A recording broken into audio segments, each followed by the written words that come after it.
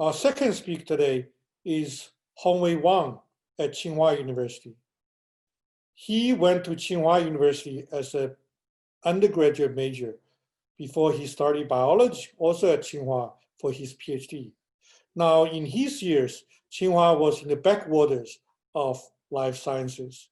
So they have little to teach students about life science, but they were strong in physics. So Hongwei's PhD worked on cryo-EM, which was a very old time at that time. He then went to Berkeley, where he did his postdoc. His postdoc was so successful, he got an assistant professorship at Yale before he came back to Tsinghua, where he's been focused on further developing cryo-EM technology and also along the way work on biological problems. He and Yulong both quickly rose through the ranks, but Hongwei has become the Dean of Life Science at Tsinghua after Yugong stepped down. And so we're going to present the two of them as our young stars. And I hope you enjoy the research. Everyone can see my slides fine. Thank you for this opportunity to give a culture talk about the Center for Biological Structure at Tsinghua University. So I would start with a brief introduction of Tsinghua biology, of Tsinghua history. Actually, Tsinghua University was established in 1911, and in 1926, the Department of Biology was already established. And the first chair of the Department of Biology was a botanist, Qian Chongshu. And in 1930, the biology building was put in operation, as in this picture shown here. And the building is still available, and we are still use it today for education. And Tsinghua also started to recruit the first graduate students back in 1930s for biology study. In 1937, because of the World War II, the National Southwest Associated University was established with Tsinghua and Peking and also Nankai University. And the Department of Biology was merged from the three universities together, renamed as the Department of Biology of NSWAU. And the chair of that department was Li Jitong, also a botanist. And then later on, after the World War II, the university, the biology department resumed within Tsinghua University, with the chair of the department as Chen Zhen, who was a geneticist. Actually, he studied his genetics from Morgan in 1920s. And also at that time, actually, Tsinghua University faculty published a science article about the diet of Chinese soldiers and college students in wartime. And in 1952, there was a nationwide reorganization of the universities. And then the Department of Biology of Tsinghua University was merged into other universities, including Peking University. So then from 1952 to 1983, Tsinghua University was mainly an engineering school. So there was no biology research at Tsinghua for almost 30 years. And in 1984, with the reform and opening of China, the nation realized that the universities need to become universities. So Tsinghua University leader at that time realized it's time to resume quite a few major fields, including the biology. And in 1984, the Department of Biology was restored and renamed as the Department of Biological Science and Technology. And the first chair of this new department was Professor Mu Mingpu, a very famous neuroscientist and physiologist in the US. And then also Professor Nanming Zhao served as a standing executive chair in the first few years. And in 1985, the Department of Biology at Tsinghua enrolled the first class of undergraduates from all over the country with about 34 students in the class. And there were fewer than 30 faculty and staff members within this department. So it's a very small department. And because the department was resumed from only a few of this members, so actually a lot of this department chair of the department in 1980s to 1990s, their background mostly are not from biology, mostly from other fields. Like Professor Mu Mingpu himself was trained as a physicist in college, and Professor Nan Mingzhao, he was a nuclear physicist, and Professor Sen Fangshui was a physicist, and Professor Hai Mengzhou was a chemical engineer student. And here, Professor Yu Gongshi and I, we are later became the dean of the School of Life Sciences. But we were, as Yi Yao mentioned earlier, we were the first few classes enrolled in the college for the Department of Biology in 1980s to 1990s. So we didn't have much of biology classes. We took a lot of other classes because of the university was still mainly an engineering school. So from the very beginning,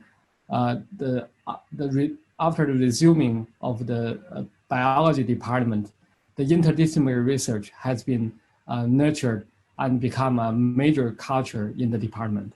And biophysics and biochemistry are the major focus area in early stage of the department. Quite a few of the faculty members in the department were from very diverse backgrounds from non-biology field, including physics, chemistry, computer science, mechanical engineering, electronic engineering, even nuclear physics, as there. And for classes, for the students to take classes, mathematics, physics, chemistry, computer science, and engineer became a major component. Actually, this, I myself, I learned a lot from this. This actually led me later into biophysics and then structural biology. So no wonder structural biology has been a highly devoted area at Tsinghua since early 1990s. So this is Professor Riqing Zhang in NMR spectroscopy in 1990s, and Professor Sen Fangshui in cryo-electron microscopy, and also Professor Zihe Rao on X-ray crystallography in the 1990s at Tsinghua for early study on structural biology. And then in 2009, the department was upgraded into a school, we call School of Life Sciences. And Professor Yu Gongshi, he returned from Princeton University, became the dean of the School of Life Sciences at Tsinghua in 2009. And nowadays, we have a lot of faculty members and students within the School of Life Sciences, with more than 120 faculty and staff members, and more than 140 postdoc fellows, and more than 1,000 PhD students, and more than 600 undergrad students within the School of Life Sciences. And really, the school has expanded tremendously. And then the structural biology at Tsinghua also grew quite dramatically in the past decade. In 2011, the university decided to establish a Center for Structural Biology based on the achievements of our predecessors. And the structural biology team continues to gradually develop, grow, and expand its international influence. And in 2015, the Beijing municipal government supported Tsinghua to establish a Beijing Advanced Innovation Center for Structural Biology. We called it ICSB. And this is based on the Center for Structural Biology. And for this center, the position and the mission is to lay solid foundation for Tsinghhua's life and the medical sciences, and to provide platform for interdisciplinary collaborations and cultivate structural biology talents for the nation. And the main aim of the center is to endorse cross-disciplinary collaboration. It's kind of a continual culture from our previous decades of the biology in Tsinghua, and efficiently promoting technology development and on top of a fundamental research landscape. So at Tsinghua, we believe that at molecular level, structural biology has been playing an indispensable role in the development of modern biology at Tsinghua University, from biophysics to biochemistry to neurobiology to medicine. And the molecular biology and the genetics are always the fundamental mechanism that we want to understand. And the Center of Structural Biology at Tsinghua currently has 25 independent laboratories with more than 40 postdoctoral fellows and 200 PhD students. And the center supports core facilities, including cryo-EM, X-ray crystallography, NMR, high performance computing and protein preparation and characterization, all necessary to understand the structural biology at different levels. And we provide a platform for interdisciplinary collaborations. So here are a few of our members of the Structural Biology Center at Tsinghua. And here, Yigong Shi, Senfang Shui, Cliff Zhang, and Jiang Yingwei, they all have quite strong physics, mathematics, or computer science background. And Xueming Li, Ting Zhu, Sai Li, and Mingxu Hu are younger members within the center. And some of them mainly came in from material physics, and some from even engineering, mechanics, and physics, and also mathematics and physics. These are some of the research achievements in the past decade of Center of Structural Biology. I'm not going to go into detail, but they really cover a very broad field in the biology, from basic science to biomedicine. And this is Professor Yigong Shi's major breakthroughs in gamma secretase as well as spliceosome. And Professor Senfang Shui has been looking at photosynthesis, big complexes for light harvesting. And Professor Ning Yan, who is now a professor in Princeton University, she has done a lot of great discoveries on sodium channel and other channels at Tsinghua University using structural biology tools. And Jijie Cai was mainly studying macromolecules involved in plant immunity and also plant biology.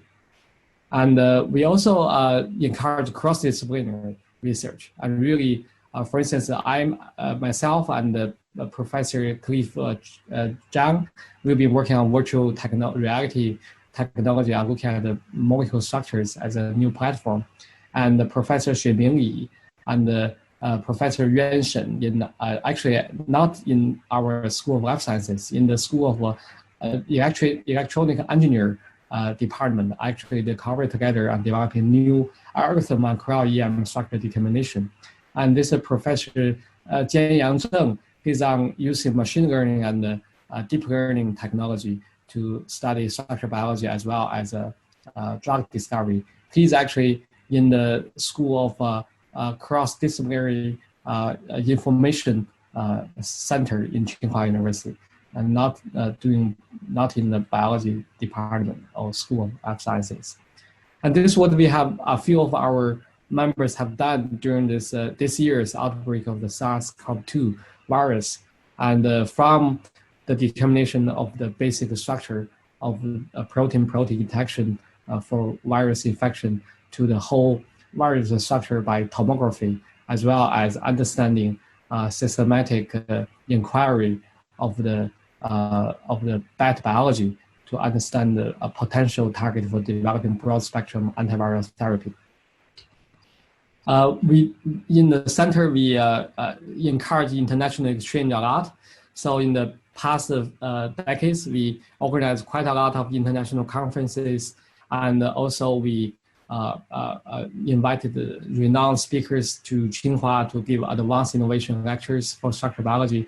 Actually, this afternoon, we just had a first virtual advanced innovation lecture online for structural biology with Dennis Low as the speaker to our students and faculty members.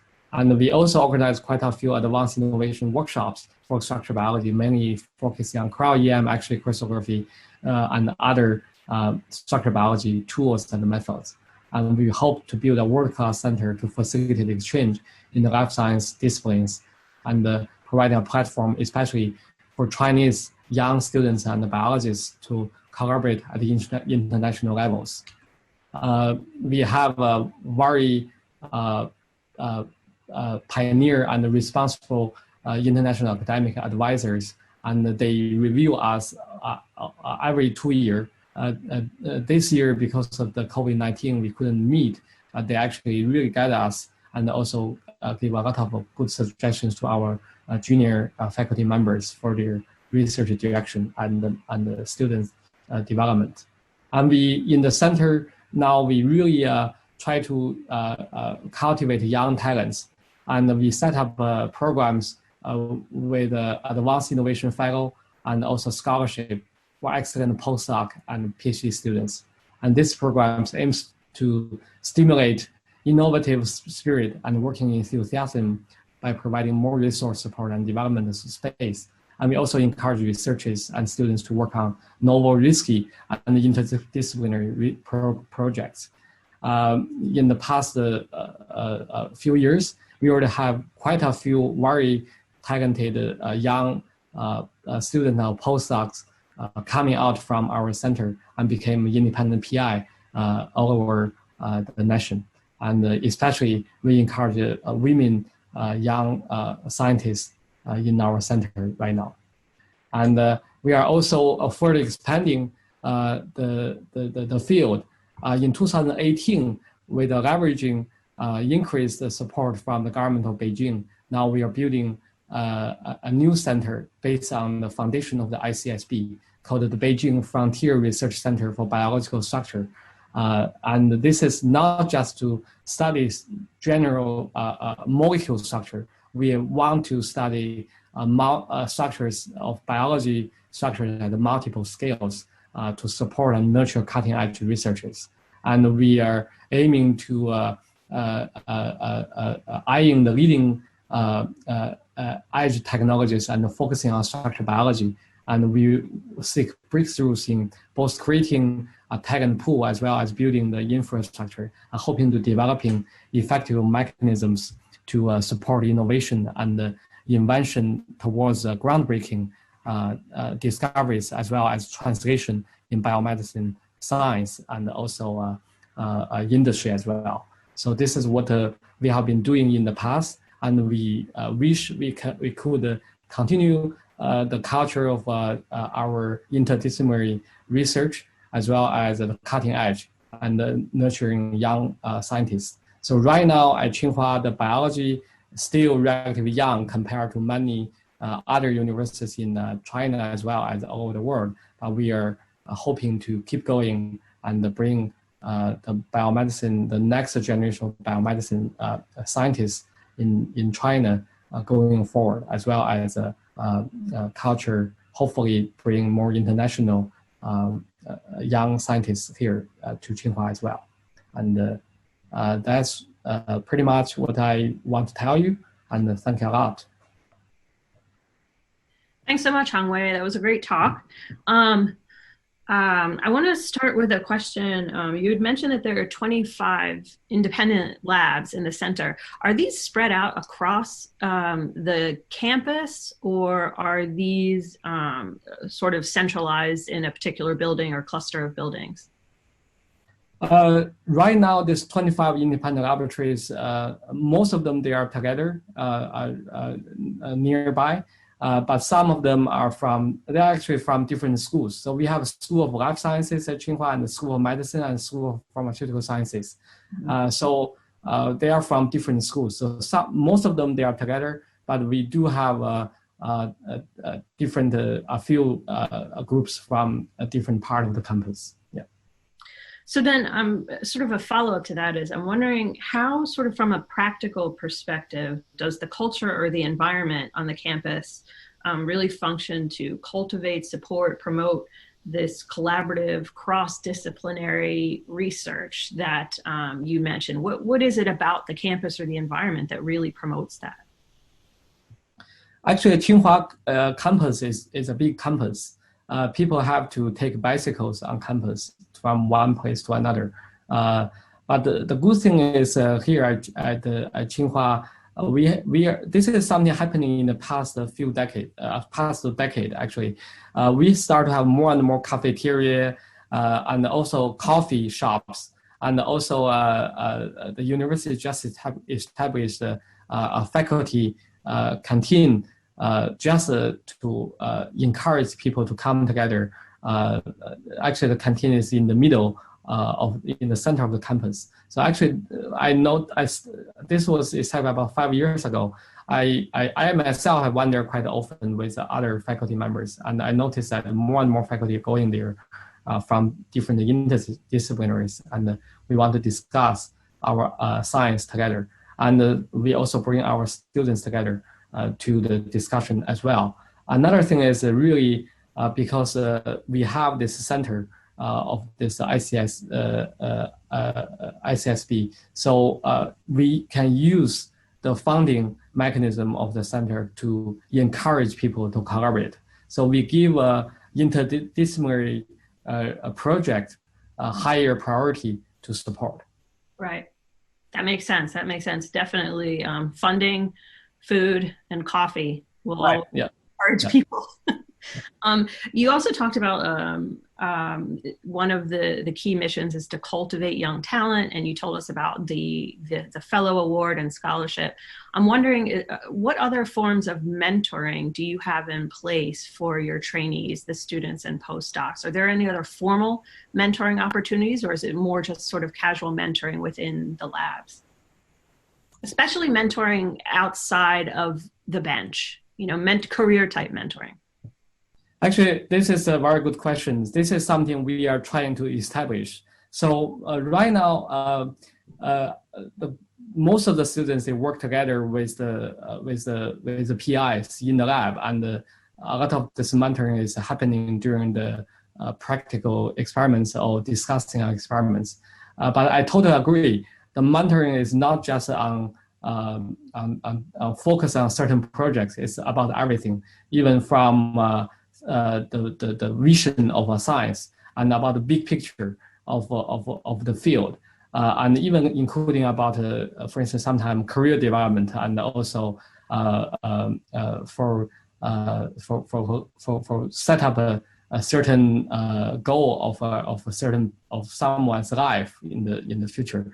So right now we are trying to do is by really the faculty.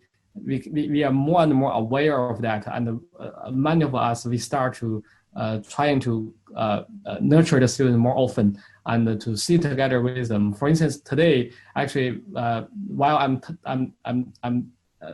talking here, just next door to my office, we have a small conference room. We have quite a few our graduate students sitting in that room, and with our DGS, Guangshu professor, he's sitting together with them and watching these lectures, and also discussing with the students before and after the lectures. And we are doing this quite regularly right now. And we also have a student happy hour, and the faculty members, some of the faculty members join the happy hour to talk with the students, over beer and the snacks. Yeah. Wonderful. Thank you. I think in the interest of time, we will conclude now, but I want to just once again thank you, Hongwei, very much for your fantastic talk. And of course, Yulong, also for your great talk. Thanks for joining us today.